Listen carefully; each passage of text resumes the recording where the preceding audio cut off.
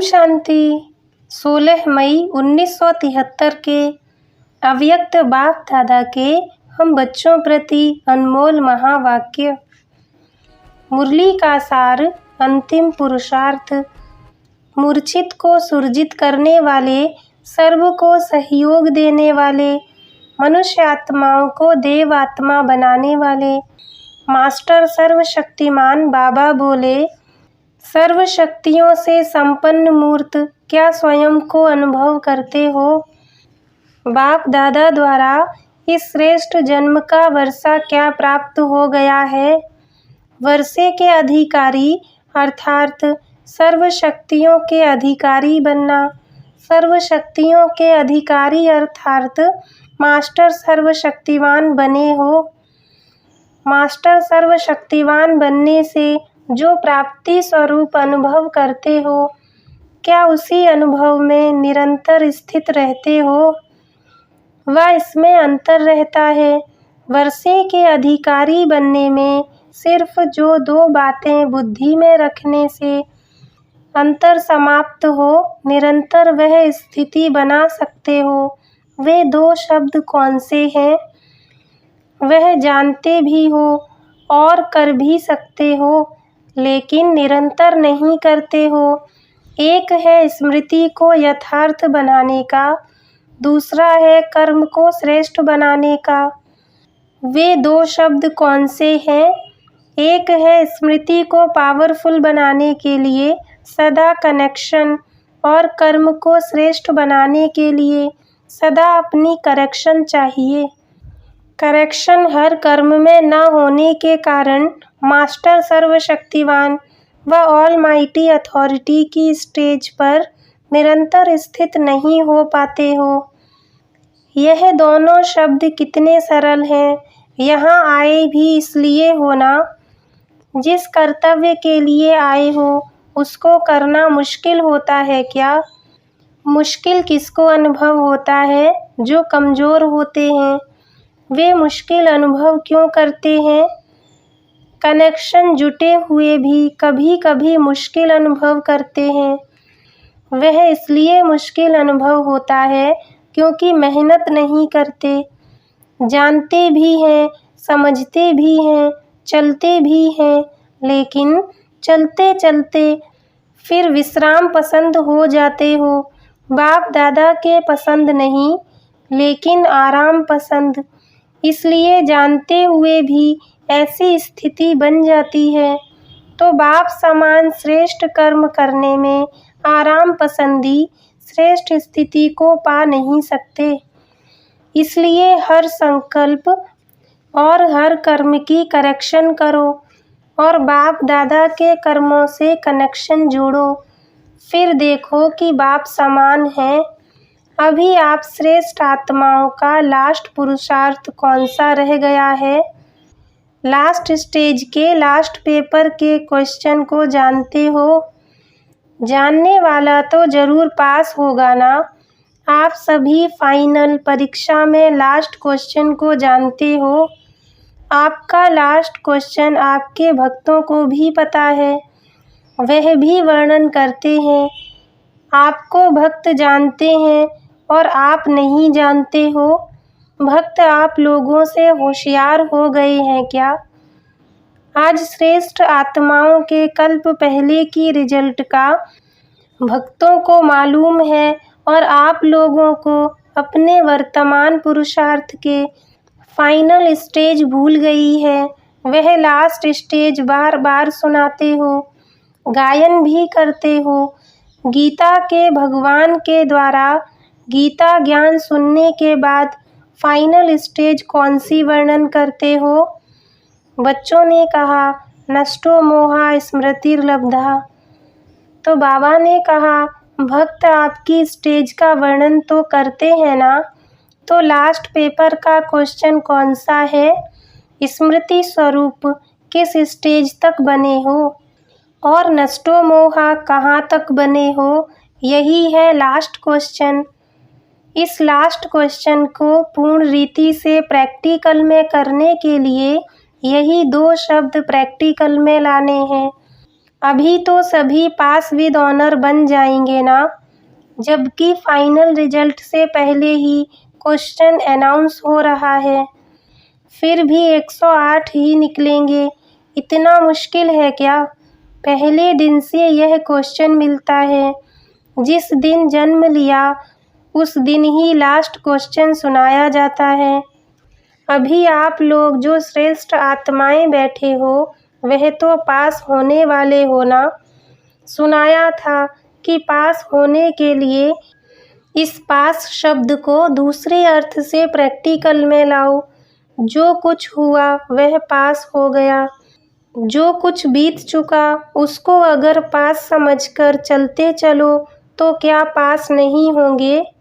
इसी पास शब्द को हिंदी भाषा में प्रयोग करो तो पास अर्थात साथ बाप दादा के पास हैं। तो इस एक शब्द को तीनों ही रूप से स्मृति में रखो। पास हो गया, पास रहना है और पास होना है। तो रिजल्ट क्या निकलेगी? संगठन की यादगार जो विजयमाला के रूप में गाई हुई है, उसी विजयमाला के मड़के अवश्य बन जाएंगे। अगर बाप दादा बच्चों को सदैव अपने पास रहने का निमंत्रण देते हैं, अपने साथ हर चरित्र अनुभव कराने का निमंत्रण देते हैं, तो ऐसा श्रेष्ठ निमंत्रण स्वीकार नहीं करते हो क्या? सारे कल्प के अंदर आत्माओं को श्रेष्ठ आत्मा द्वारा व साधारण आत्मा द्वारा भिन्न भिन्न प्रकार के निमंत्रण मिलते रहे, लेकिन यह निमंत्रण अभी नहीं तो कभी नहीं। निमंत्रण को स्वीकार करना अर्थात अपने आप को बाप के पास रखना, यह क्या मुश्किल है? निमंत्रण पर सिर्फ स्वयं को पहुंचना होता है, बाकी सभी निमंत्रण देने वाले की जिम्मेवारी है। तो अपने आप को बाप के पास ले जाना अर्थात बुद्धि से बाप के पास रहना, इसमें क्या मेहनत है? अगर आज की दुनिया में किसी साधारण व्यक्ति को प्रेसिडेंट निमंत्रण दे कि आज से तुम मेरे साथ रहना, तो क्या करेंगे? बच्चों ने कहा साहस नहीं रखेंगे। तो बाबा ने कहा अगर वह साहस दिलाएं तो क्या करेंगे? क्या देरी करेंगे? तो बाप के निमंत्रण को सदा स्वीकार क्यों नहीं करते हो? कोई रस्सियां हैं जो कि खींचती हैं। बच्चे पावरफुल हैं या बाप? पावरफुल से पावरफुल कौन? कौन कितना भी पावरफुल हो, लेकिन उससे प्राप्ति क्या? प्राप्ति के अनुभवी स्वरूप के आधार पर उस आकर्षण में आकर्षित होना क्या ब्राह्मण आत्माओं के लिए शोभता है? ब्राह्मण आत्माओं के लिए व श्रेष्ठ आत्माओं के लिए प्रभावशाली माया भी किस रूप में दिखाई देती है? कागज का शेर अनुभव होता है। जो समझते हैं वह प्रभावशाली माया हमारे लिए कागज अर्थात खिलौना है, वह अपना हाथ उठावे। क्या माया को कागज का शेर नहीं बनाया है? क्या वह बेजान नहीं है?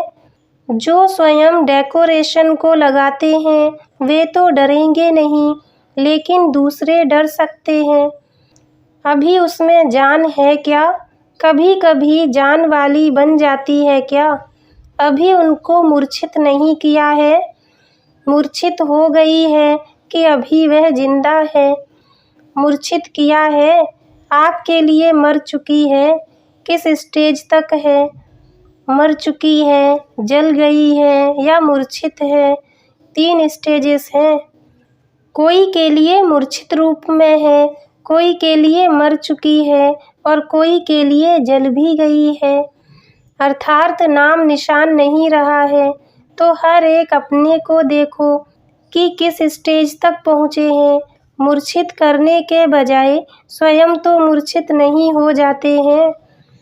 सदा संजीवनी बूटी साथ है तो कभी भी मूर्छित नहीं हो सकते। मूर्छित करने वाले कभी मूर्छित नहीं होते। ब्राह्मण जन्म का कर्तव्य ही यह है, जन्म लेने से पहले प्रतिज्ञा क्या की थी? यही प्रतिज्ञा की थी ना कि माया जीत जगत जीत बनेंगे। यह तो जन्म का ही कर्तव्य है। जो जन्म से कर्तव्य करते आए हो वह क्या मुश्किल होता है? अच्छा, सदा सुरजित रहने वाले, सदा सर्व शक्तियों से संपन्न रहने वाले, सदा बाप दादा के साथ रहने वाले, सदा बाप के कर्तव्य में हाथ बढ़ाने वाले, सदा सहयोगी, सदा विजयी श्रेष्ठ आत्माओं को बाप दादा का याद प्यार और नमस्ते। अब है पार्टियों के साथ अव्यक्त बाप दादा की मुलाकात। बाबा ने कहा, बाप दादा के लिए गुलदस्ता पार्टी है। उसमें देखना है कि मैं कौन सा फूल हूँ, गुलाब हूँ या चमेली हूँ। हर एक की विशेषता को तो आप जानते हो ना। कमल और गुलाब में क्या अंतर है? कमल का पुष्प कमाल करने में प्रवीण, अनुभव करने में गुलाब का फूल है।